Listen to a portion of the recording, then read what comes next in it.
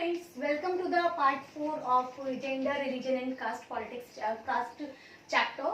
So हम लोग बात कर रहे थे religion and politics की, कैसे religion और politics both affects each other in so many ways. So हमने बात की थी क्या इंडियन पॉपुलेशन का डेमोग्राफी है, क्या मतलब मेन रिलीजन है इंडिया में.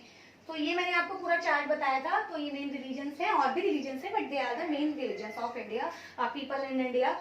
तो अब देखिए, इसमें हम लोग बात कर रहे थे कि किसको फोकस करके गवर्नमेंट पॉलिसी बनाती है, तो सबको फोकस करती है, ठीक है. बट ये मेजर शेयर है वोट बैंक का, पॉपुलेशन का, तो यहाँ से वोट्स ज्यादा मिलेंगे. पॉलिटिक्स यहाँ मतलब इन पर ज्यादा फोकस करेंगे तो हम लोगों के लिए, गवर्नमेंट की स्टेबिलिटी के लिए वो अच्छा रहेगा, ठीक है. अब देखिए, हम लोग बात करेंगे यहाँ पर नेक्स्ट. अब ये जो पॉपुलेशन है, यानी they people belong to the minorities, ये माइनॉरिटीज है, ठीक है. माइनॉरिटीज है क्यों? क्योंकि इनका शेयर कम है, इनका जो नंबर ऑफ पीपल है वो इंडियन गवर्नमेंट, इंडियन जो हमारा कंट्री है इंडिया, वहां पर कम है. तो माइनॉरिटीज को अपीज करने के लिए, यानी इनको भी खुश करने के लिए, इनको भी इक्वल फील करने के लिए गवर्नमेंट इनके वेलफेयर के मेजर्स लेती है, ठीक है. तो कैसे लेती है, क्या करती है? तो इसके लिए जो है गवर्नमेंट क्या करती है, पॉलिसीज बनाती है, रिफॉर्म्स लेके आती है. जो पुराने जो ओल्ड सिस्टम चले हुए हैं, जिनमें मतलब काफी, जैसे सती सिस्टम था और चाइल्ड मैरिज था, अनटचेबिलिटी की जो प्रैक्टिस थी, इस स्केड्यूल कास्ट हरिजन वाला जो सिस्टम था, तो उन सब में गवर्नमेंट जो है वो रिफॉर्म्स लेके धीरे धीरे आती है, और आ भी रही है. अब तो बहुत बेटर हो गया है, बट यस, कई जगह पर सिचुएशन अब भी वर्स है. तो अब देखिए, हम लोग बात करते हैं पर्टिकुलर इसकी कास्ट, ये रिलीजन्स की. तो इंडियन सोसाइटी देखिए मेजरली हिंदुइज्म को, मतलब मेजरली हिंदू पॉपुलेशन का शेयर ज्यादा है. तो अब उसमें देखिए, हमारा जो कॉन्स्टिट्यूशन है, कॉन्स्टिट्यूशन मेकर्स जो थे उनको ये चीजें पता थी पहले से ही कि ऐसा कुछ हो सकता है. तो हमारे कॉन्स्टिट्यूशन में कुछ आर्टिकल्स लिखे हुए हैं जिनमें सीधा क्लियर लिखा हुआ है that the minorities should feel safe in India. क्योंकि देखिए, हमारे यहाँ पर क्या हुआ था ना, हमें आजादी आसानी से नहीं मिली है, बहुत सारा खून बहा था, बहुत सारे लोगों ने जान दी थी, बहुत स्ट्रगल किया था, मतलब बहुत मुश्किलों के बाद भारत को आजादी मिली थी. तो फ्री में आजादी तो मिली नहीं थी, तो बहुत मेहनत के बाद मिली, तो इसलिए हमको इसकी वैल्यू भी बहुत ज्यादा है, ठीक है. तो हमारे कॉन्स्टिट्यूशनल मेकर्स जो थे उनको पता था कि इंडिया में जो माइनॉरिटीज है, क्योंकि देखिए हमारे यहाँ पर क्या था, जब हमारा देश आजाद हुआ था, जब पावर को ट्रांसफर किया गया था from the British to the India, तो पावर ट्रांसफर में हमारे को सेपरेट किया था, मतलब इंडिया को तोड़ के, इंडिया को मतलब इंडिया से निकाल के एक कंट्री बनाया गया था जो पाकिस्तान है आज के डेट में. तो 14 अगस्त उनका independence day and 15 August India का इंडिपेंडेंस डे. तो देखिए 14 अगस्त यानी जो पाकिस्तान बना था, पाकिस्तान का मेन बेसिस क्या है, इस कंट्री का ये जो स्टेट है, इसका मेन बेसिस क्या है, यह रिलीजन बेस्ड कंट्री है ये, और इस्लामिक कंट्री है पाकिस्तान. दुनिया में देखिए मेनली तीन ही जो इस्लामिक मतलब मुस्लिम मेजॉरिटी कंट्री है वो तीन ही है, बाकी और भी सब जगह मिलेंगे, पर मेन जो मेजॉरिटी है, मतलब ज्यादातर लोग जो है, नंबर 1 है इंडोनेशिया, मुस्लिम मेजॉरिटी कंट्री है, ठीक है. फिर है टर्की और फिर है पाकिस्तान, बाकी और भी है, लेकिन ये मेन तीन है. तो उस वहां पर क्या हुआ था, देखिए पाकिस्तान की डिमांड आई थी 1940 में, फर्स्ट टाइम आई थी. 1907 में पार्टी बनी थी जो थी मुस्लिम लीग, ठीक है. और यहाँ पर मतलब मेनली क्या किया गया था कि भाई हम लोगों को मुस्लिम्स के लिए, Muslims are not safe in India, ऐसा जो है मतलब पूरा का पूरा बैकग्राउंड तैयार कर दिया गया था, प्लेटफॉर्म बना दिया गया था. फिर 1940 में under the leadership of the Muhammad Ali Jinnah, जो इनको लीड कर रहे थे इंडिया में मुस्लिम्स के वेलफेयर को, मुस्लिम्स लोगों को, पॉपुलेशन को, तो इन्होंने डिमांड रख दी कि Muslims are not safe in India, तो we want a separate nation for the betterment of Muslim population. तो इन्होंने बोला कि जहां जहां मुस्लिम मेजॉरिटी है, लाइक जो नॉर्थ वेस्ट वाला एरिया है, मेनली जो ये फ्रंटियर्स है, नॉर्थ वेस्ट फ्रंटियर प्रोविंस है, लाइक वेस्टर्न पंजाब है, सिंध है, एंड आपका जो ईस्टर्न वाला एरिया है, जो ईस्ट बंगाल है, असम वाला जो एरिया है, यहाँ पर मुस्लिम मेजॉरिटी है. तो हम इन पार्ट्स को सेपरेट कर देते हैं और अपना अलग से ही नेशन बना देते हैं, कंट्री बना देते हैं. तो अब हम लोगों ने ये चीज फेस की थी, कब से फेस की थी, मेनली हम लोगों ने 20th सेंचुरी से फेस की थी, क्योंकि मुस्लिम लीग पार्टी बनी थी. फिर 1909 में क्या हुआ था, 1909 में जो उस टाइम एक वो आया था, रिफॉर्म आया था, जिसका नाम था मॉर्ले मिंटो रिफॉर्म्स, ठीक है. मिंटो जो थे वो उस टाइम वाइसराय थे, वाइसराय ऑफ इंडिया थे, और मॉर्ले जो थे वो उस time secretary of state of India थे, ठीक है. तो 1909 में उन्होंने क्या किया, एक नया कॉन्सेप्ट लेके आए जिसको बोलते हैं communal representation. Communal representation, communal representation या फिर सेपरेट इलेक्टोरेट, सेपरेट इलेक्टोरेट का सिस्टम दिया। और यहाँ पर इसमें क्या किया मैं बता रही हूँ भी क्या होता है।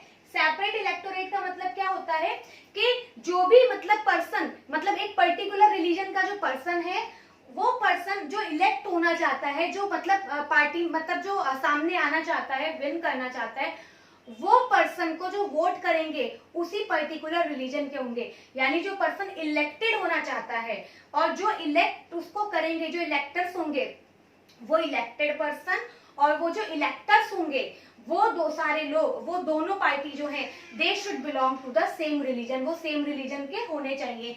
तो इसको बोलते हैं सेपरेट इलेक्टोरेट। तो भारत में सेपरेट इलेक्टोरेट का फादर कौन माने जाते हैं?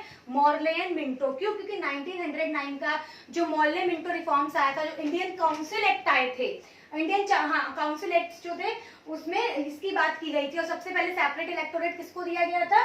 मुस्लिम्स को दिया गया था। फिर 1919 का एक्ट आया था जिसको बोलते हैं शैम्स मॉन्टेग्यू शैम्स फॉर रिफॉर्म्स और गवर्नमेंट ऑफ इंडिया एक्ट 1919। तो उसमें इसको और एक्सटेंड कर दिया। जो एंग्लो यूरोपियंस थे और जो मतलब वो थे क्या बोलते हैं वेमेन्स थी और जो मतलब ये थे सिख थे, क्रिश्चियंस थे, इनको भी सेपरेट इलेक्टोरेट दे दिया कि इनको इन्हीं के लोग मतलब इलेक्ट करेंगे। जो सिख होंगे वो सिखों को इलेक्ट करेंगे, जो क्रिश्चियंस होंगे दे इलेक्ट टू द क्रिश्चियंस।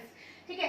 फिर 1933 में 1933 में इसको और एक्सटेंड कर दिया जब उधर लंदन में राउंड टेबल कॉन्फ्रेंस चल रही थी 1930, 1931 एंड 1932। 3 राउंड टेबल कॉन्फ्रेंस हुई थी और कांग्रेस एक ही बार में एक ही पार्टी में गई थी, मतलब एक ही उसमें मीटिंग में गई थी, लंदन गई थी, जिसको जहां पर मेनली कौन रिप्रेजेंट कर रहे थे इंडिया की कांग्रेस को? महात्मा गांधी। तो महात्मा गांधी लंदन गए थे 1931 में कांग्रेस इसकी राउंड टेबल कॉन्फ्रेंस मीटिंग को अटेंड करने, जहां से निराश होकर हाथ लौटे थे, कुछ नहीं मतलब हो पाया था। तो उसके बाद ब्रिटिश जो वहां के प्रधानमंत्री थे उस टाइम लंदन के, इंग्लैंड के जो प्राइम मिनिस्टर थे मिस्टर मैकडोनाल्ड रामसे। तो मैकडोनाल्ड रामसे ने क्या किया था? अगला जो उन्होंने स्टेप लिया था कि अब ये सिविल डिसोबीडियंस स्टार्ट कर देंगे, तो हम लोग क्या करते हैं, इनको फिर से तोड़ो, ये जो हिंदू मतलब जो ये इंडिया है इसको फिर से तोड़ देना है। तो क्या करना है हम लोगों को? सेपरेट इलेक्टोरेट को और एक्सटेंड कर दिया। जो SC ST थे इनको बोला कि अब आप भी सेपरेट इलेक्टोरेट आपको दे दिया जाता है, मतलब आपको SC वाले को SC ही इलेक्ट करेंगे, ST वालों को ST ही इलेक्ट करेंगे। ठीक है। उसके अलावा विमेंस को मतलब कर दिया, और जो लोअर स्ट्रेटा था मतलब जहां जहां इनको लगा सबको तोड़ दिया।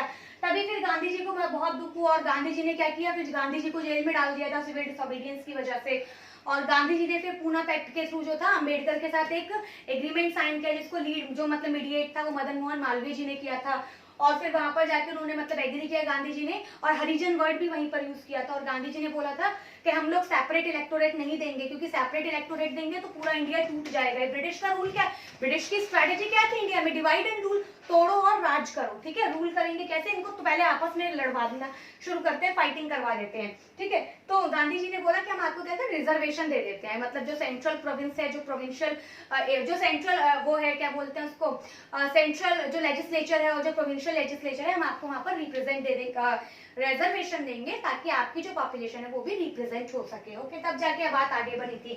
तो कॉन्स्टिट्यूशनल मेकर्स को पता था प्रॉब्लम आगे भी आ सकती है, क्योंकि ऑलरेडी हम तो उसको फेस कर ही रहे हैं।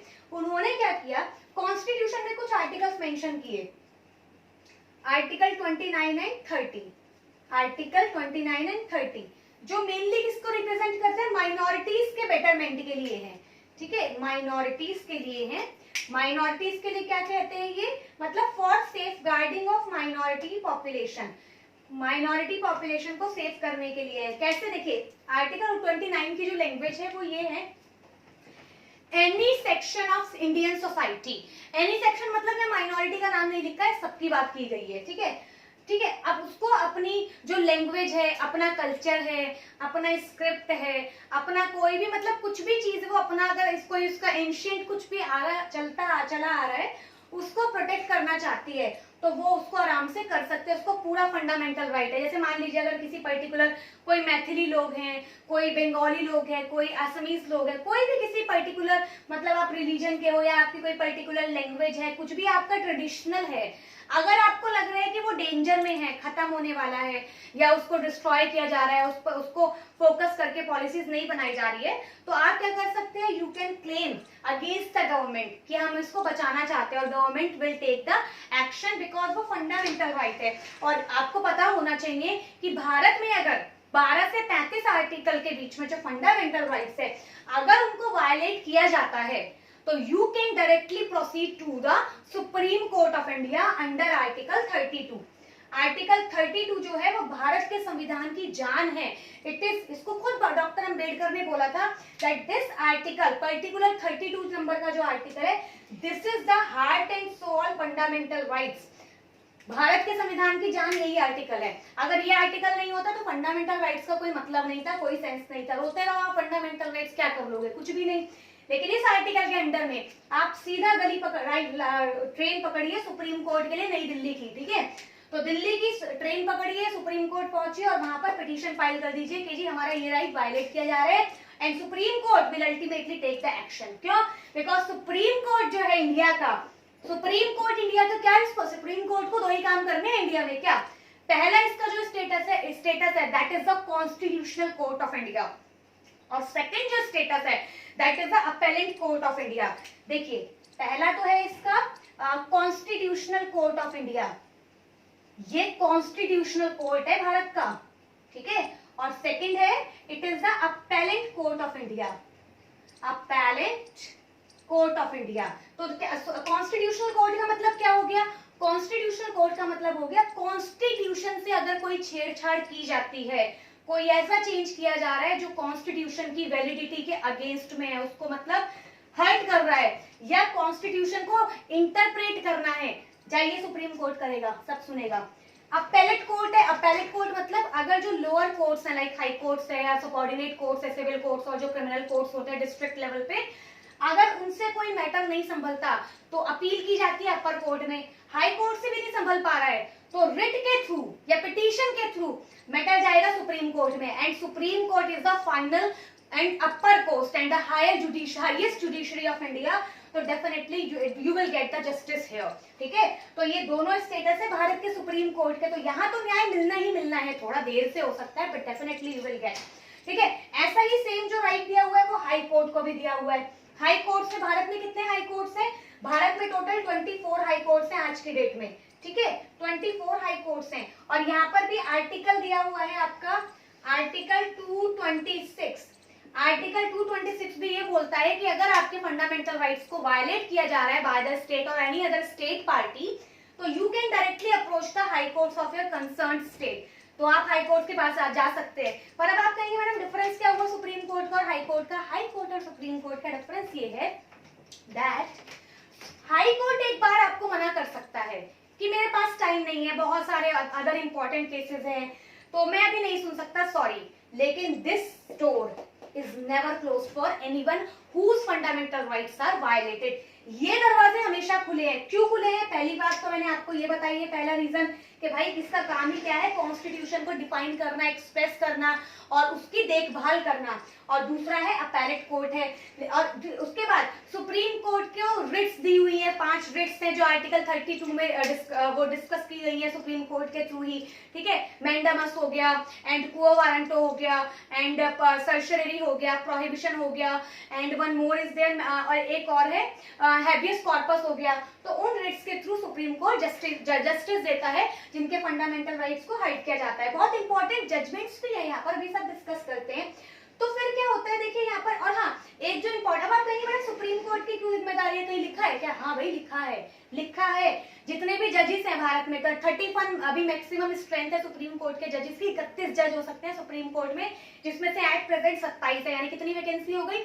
4 वैकेंसी अभी भी पड़ी हुई है, तो और इतने करोड़ों केस हैं, ठीक है। तो अब इसमें आप ये देखिए कि जो सुप्रीम कोर्ट है, सुप्रीम कोर्ट के जो जजेस हैं वो जो ओथ लेते हैं, शपथ जो लेते हैं, कसम जो खाते हैं कि हम अपनी जो हमारी सीट है, जो हमारी पावर है, हम उसके साथ जस्टिफाई रहेंगे, मतलब जस्टिफाई करेंगे और मतलब न्याय करेंगे, we will be truthful, we will be faithful, we will not do any kind of cheating with our post, with our मतलब जो भी रिस्पॉन्सिबिलिटी दी गई है। तो वहां पर सीधा लिखा हुआ है सुप्रीम कोर्ट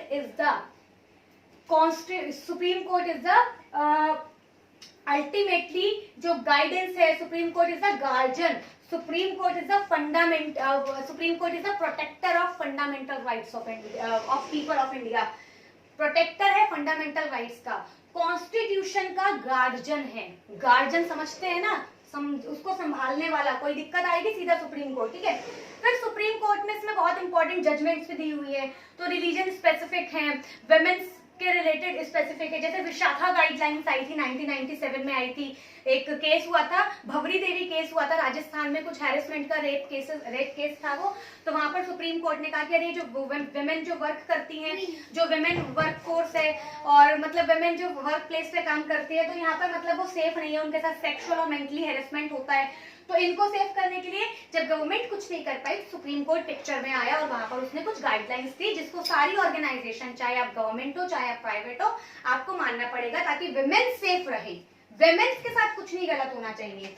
फिर विमेन रिलेटेड जैसे कुछ और इश्यूज आए हैं, जैसे मैं आपको अब रिलीजन के बारे में बताती हूँ। अब रिलीजन रिलेटेड काफी है, इसका सबसे बेस्ट एग्जांपल हम लोग मान सकते हैं, जैसे अभी गवर्नमेंट ने देखिए 2019 में एक एक्ट बनाया ना वुमेन के लिए, ट्रिपल तलाक वाला जो एक्ट आया था कि भाई जो वुमेन के साथ ये ट्रिपल तलाक है, 3 बार तलाक बोल दिया तो तलाक हो गया, कोई आगे लीगल फॉर्मेलिटी पूरे करने की जरूरत नहीं है, ठीक है। तो ये भी डिस्क्रिमिनेशन है वुमेन के अगेंस्ट में, चाहे किसी भी रिलीजन में, डजंट मैटर, वुमेन के साथ हो रहा है तो गलत है ना।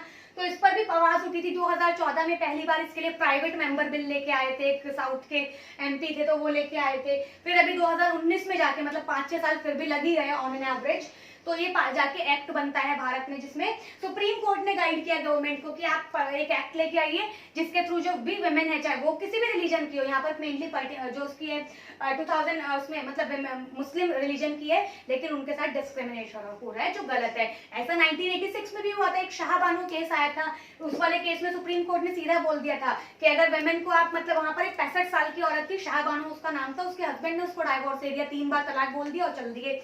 लेकिन वो वुमेन तो मतलब उसने कहा कि भाई मुझे तो एलिमनी चाहिए, मैं अपने बच्चों को कैसे पालूंगी, ये तो चले गए हैं। तो अब उसके लिए फिर सुप्रीम कोर्ट आया पिक्चर में और सुप्रीम कोर्ट के दरवाजे खटकाए कि राइट टू इक्वालिटी, कहां गया फंडामेंटल राइट? तो सुप्रीम कोर्ट को आना पड़ा पिक्चर में। सुप्रीम कोर्ट ने बोला कि भाई ये तो बिल्कुल सही बात है, ये तो राइट टू इक्वालिटी की बात है, जो आर्टिकल 15 में लिखा हुआ है कि जेंडर के बेस पे डिस्क्रिमिनेशन होगा, ये तो उसका वायलेशन हो रहा है। तो सुप्रीम कोर्ट ने यहाँ पर फिर जजमेंट दिया, जिसको तो उस टाइम जो पार्टी थी, जो कांग्रेस पार्टी थी, उन्होंने बल्कि इसको अपोज किया था, लेकिन वो चीजें सुप्रीम कोर्ट ओके कर देता है जितना उससे होता है। ओके, सो रिलीजन स्पेसिफिक मैंने आपको ये बताया है। अब गवर्नमेंट क्या मेजर्स लेती है वो मैं आपको बताऊंगी। सो आई होप हमको इसको यहीं पर ओवर कर देना चाहिए और आपको कुछ तो समझ में आया होगा। मैंने काफी डिटेल में आपको चीजें समझाई है, बट स्टिल अगर आपको कोई कंफ्यूजिंग पॉइंट लगता है, you can ask me in the comment section. और पार्ट 3 तक के लेक्चर्स जो है वो मैं उस पर डिस्क्रिप्शन बॉक्स में उसका लिंक डाल दूंगी, पहले आप वो देखिएगा, then you should continue, then you should proceed in the continuous manner, then only you will be able to understand। तो मिलते हैं हम लोग अपने नेक्स्ट पार्ट 5 में। Till then thank you.